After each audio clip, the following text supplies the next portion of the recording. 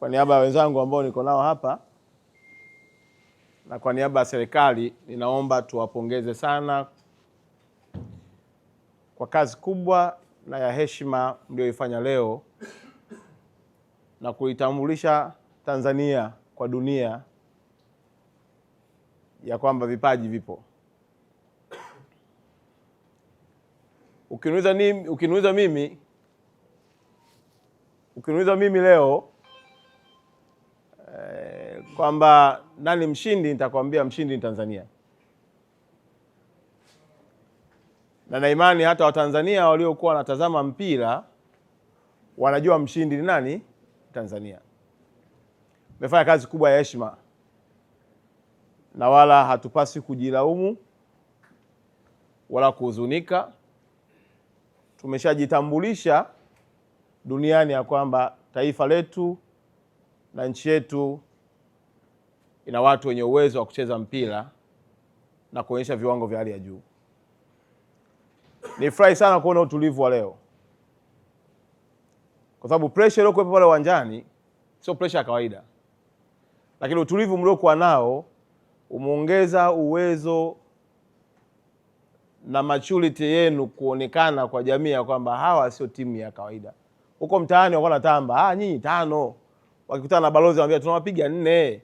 Wakikutana na nani wanambia nyinyi hatukiwahurumia sana 3. Lakini najua hata leo hii wakitoka watalaumiana. Kwa hiyo tuache wao walaumiane, sisi tumtukuze Mungu aliyetufanya tukafanya maajabu leo kwenye uwanja. Jambo la tatu, nafahamu ya kwamba baada ya ratiba hizi kuna ratiba zitaanza za watu kurudi Tanzania na wengine mnacheza kwenye klabu zenu. Lakini ziko salamu za Mheshimiwa Rais ambazo zitafika ndani ya hizi siku chache zilizoko mbele yetu, na nyinyi mtapata nafasi ya kumuona mwenyewe akiwashukuru na kuwapongeza kwa kazi kubwa aliyoifanya.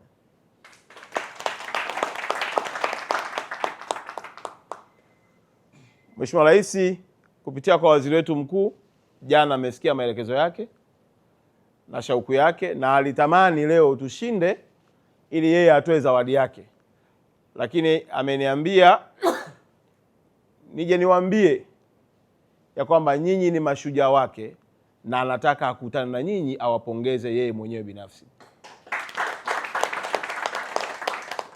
Kwa hiyo msijisikie wanyonge kabisa, na wa Morocco watatuheshimu na hawatarudia tena kuamini ya kwamba ni timu wanaweza kucheza nao kwa namna walivyokuwa naifikiria.